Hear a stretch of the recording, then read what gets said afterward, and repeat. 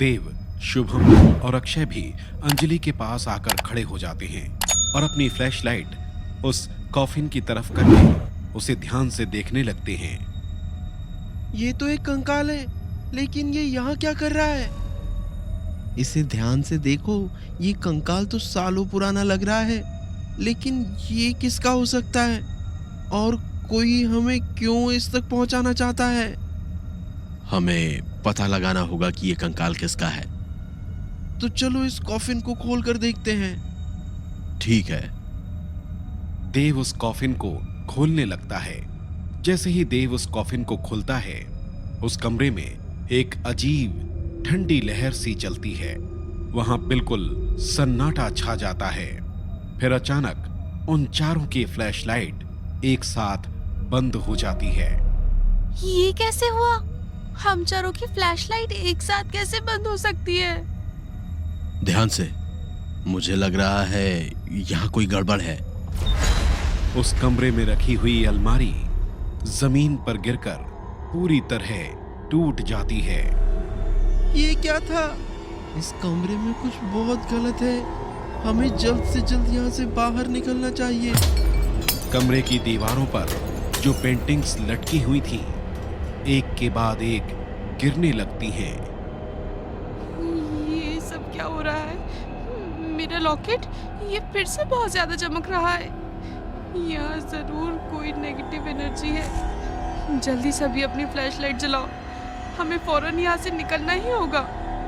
नहीं, फ्लैशलाइट काम नहीं कर रहा है। मेरा भी। रुको, डरो मत, मेरे पास एक लाइटर है। देव अपनी पॉकेट से एक लाइटर निकालता है और जला लेता है। तुम सब मेरे पीछे पीछे आओ। ठीक है। जैसे ही वो लोग उस कमरे से निकलकर बेसमेंट में आते हैं, उस कमरे का दरवाजा अपने आप जोर से बंद हो जाता है। जल्दी चलो, भागो यहाँ से। वो चारों भागते हुए सीढ़ियों से ऊपर चढ़ते हैं और उस लोहे के दरवाजे से बाहर निकल जाते हैं। यार, मुझे तो लगा था आज हम मर ही जाएंगे, लेकिन जैसे तैसे हम बाहर निकल ही गए। ऐसे कैसे हमें कुछ हो सकता था? मैं जो तुम लोगों के साथ था। इतनी भी क्या जल्दी है? थोड़ी देर रुको तो। चारों पलटकर पीछे देखते हैं और देखकर पूरी तरह हैरानी और डर से कांप जाते हैं। पीछे एक आत्मा भी उस लोहे के दरवाजे से बाहर निकलकर खड़ी थी। भागो! जल्दी जल्दी भागो! वो आत्मा हमारे पीछे आ रही है। वो चारों भाग ही रहे थे कि तभी सामने एक अनजान औरत आकर खड़ी हो जाती है। उसके कपड़े काफी अजीब और पुराने जमाने के थे। वो किसी तांत्रिक की तरह दिख रही थी। चले जाओ यहाँ से। औरत की बात सुनते ही उस आदमी की आत्मा जो इनका पीछा कर रही थी, वहां से गायब हो जाती है। देव, अक्षय, शुभम और अंजलि भी उस अनजान औरत के ठीक सामने आकर खड़े हो जाते हैं और उसे गौर से देखने लगते हैं। कौन हो तुम? और तुमने उस आत्मा को कैसे भगाया? क्या तुम्हारे पास कोई सुपर पावर्स है? मैं जानती थी कि तुम यहाँ तक जरूर पहुंचोगे, लेकिन तुम मेरी उम्मीद से काफी धीमे निकले।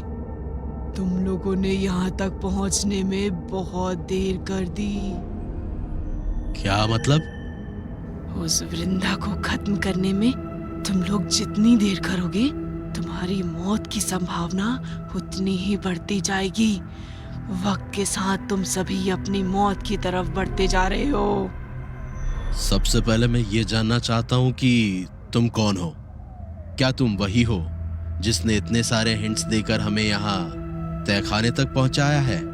हाँ, मैं वही हूँ। तो क्या तुम हमारी मदद करना चाहती हो?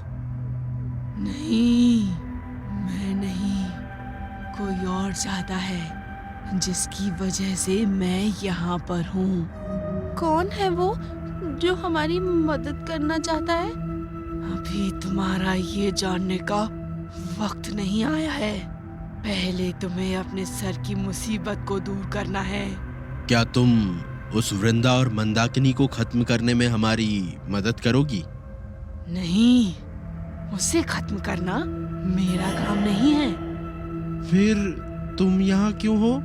मैं तुम्हें वो रास्ता जरूर बताऊंगी जिससे तुम अपनी मंजिल तक पहुंच सकते हो। यार ये कोई बात सीधे तरीके से नहीं कह सकती क्या? बातों को इतना घुमा क्यों रही है? आखिरकार तुम लोग उस लाश तक पहुंच ही गए। किसकी लाश थी वो? मंदाकिनी की। मंदाकिनी की लाश? लेकिन उसे अब तक किसने संभाल कर रखा है और क्यों? उसे संभाल कर रखा गया है, इसीलिए मंदाकिनी की आत्मा आज भी इस दुनिया में है। जैसे ही उसके शरीर को विधि पूर्वक नाश कर दिया जाएगा, उसकी आत्मा भी यहाँ से चली जाएगी। हाँ, ये मैंने भी सुना है कि जब शरीर को बर्न किया जाता है तो आत्मा दुनिया छोड़कर चली जाती है। इसका मतलब हम इस तरह वृंदा की आत्माओं को भी मुक्त कर सकते हैं? लेकिन हमें इसके लिए वृंदा का भी शरीर ढूंढना होगा। क्या तुम जानती हो वृंदा का शरीर कहाँ है?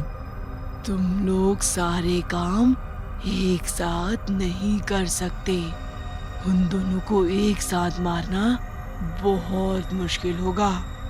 पहले तुम्हें उन दोनों में से कमजोर को खत्म करना होगा, उसके बाद दूसरे के लिए आगे बढ़ना होगा। मंदाकिनी वृंदा से कमजोर है और तुम्हें पता है कि उसका शरीर कहाँ है, तो पहले उसे खत्म करो, उसके बाद वृंदा की सोचना। ठीक है, हम फिर से वहां जाते हैं और उस लाश को अभी जला देते हैं। नहीं, तुम अभी ये नहीं कर सकते। ये काम एक सही मुहूर्त में करना होगा। और ये सही मुहूर्त कब आएगा? आज से 3 दिन बाद, एकादशी की रात को। ये कहकर वो औरत पीछे मुड़ती है और जाने लगती है। तुम कहाँ जा रही हो? हमें अभी भी तुम्हारी मदद की जरूरत है। इंसान को अपनी मदद खुद करनी पड़ती है। मैं तुम्हें सिर्फ रास्ता दिखा सकती हूँ, बाकी का काम तुम्हें खुद करना होगा। ये कहकर वो औरत वहां से चली जाती है। अंजलि, देव, शुभम और अक्षय हैरानी से बस उसे जाते हुए देखते रह जाते हैं। यार ये सब क्या था? ये तो मुझे भी समझ नहीं आया। पता नहीं वो कहाँ से आई और अब कहाँ चली गई। लेकिन आखिर वो है कौन और हमारी मदद क्यों कर रही है? और वो किसकी बात कर रही थी जिसने उसे हमारी मदद करने के लिए भेजा? गाइस, फिलहाल ये सब सोचने का वक्त नहीं है हमारे पास। हमें 3 दिनों के अंदर उस बॉडी को सही विधि से बर्न करने का पूरा इंतजाम करना होगा, वो भी वृंदा को पता चले बिना। देव इज राइट, हमें बहुत अलर्ट रहना होगा। एक और बात, ये जो बॉडी बर्न करने वाली बात है, ये केवल हम 4 लोगों के बीच रहनी चाहिए। किसी 5वें को इस बारे में भनक भी नहीं लगनी चाहिए। निखिल को भी नहीं? उसे तो बिल्कुल भी नहीं। शुभम, तुम्हें निखिल से इतनी क्या प्रॉब्लम है? अंजलि, अभी मैं इस बारे में कोई बहस नहीं करना चाहता, लेकिन तुम मुझसे प्रॉमिस करो निखिल को इस बारे में कुछ भी नहीं बताओगी। मैं ऐसा नहीं कर सकती। मैं और निखिल साथ है और मैं उससे कोई बात नहीं छुपा सकती। अंजलि, जैसा तुम सोच रही हो वैसा कुछ भी नहीं है, लेकिन निखिल इस वक्त गुस्से में है और तुम जानती हो गुस्से में वो गलत डिसीजन ले लेता है। फिलहाल हम कोई भी मिस्टेक अफोर्ड नहीं कर सकते, तो प्लीज ये बात हम 4 तक ही रहे। वैसे भी किसी और को ये बात बताकर हम उसकी जान खतरे में ही डाल देंगे, एंड आई बिलीव कि तुम निखिल की जान खतरे में नहीं डालना चाहोगी। अंजलि खामोश हो जाती है और किसी सोच में पड़ जाती है। रात हो चुकी थी। अंजलि, देव, शुभम और अक्षय वापस पैलेस आ जाते हैं। लिविंग एरिया में आते ही उनकी नजर निखिल पर जाती है, जो बेचैनी से इधर उधर चलते हुए उन लोगों का ही इंतजार कर रहा था। उसके चेहरे पर गुस्सा और बेचैनी साफ देखी जा सकती थी। अंजलि, कहाँ थी तुम? निखिल, वो मैं कुछ पूछ रहा हूँ तुमसे। चिल यार निखिल, अंजलि हमारे साथ ही तो थी, इसीलिए तो मुझे गुस्सा आ रहा है। क्या मतलब? मैं तुम लोगों से कोई बात नहीं करना चाहता, मुझे सिर्फ अंजलि से अपने सवालों के जवाब चाहिए। अंजलि बताओ, कहाँ थी तुम?